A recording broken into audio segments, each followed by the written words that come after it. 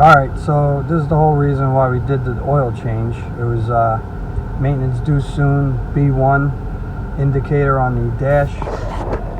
When you see that, I mean, you go onto the steering wheel, and here's your controls, you know, for the dash. And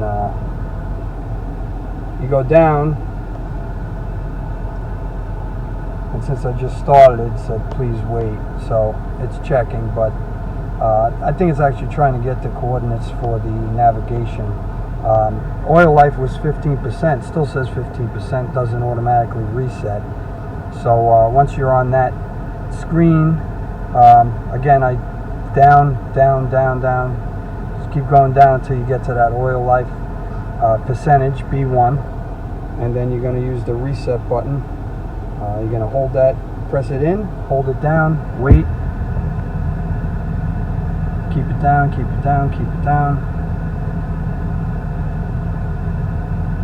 That's it. Now it's asking you maintenance reset or cancel, and you use these to scroll. Obviously it's on cancel, up, and then press the reset button.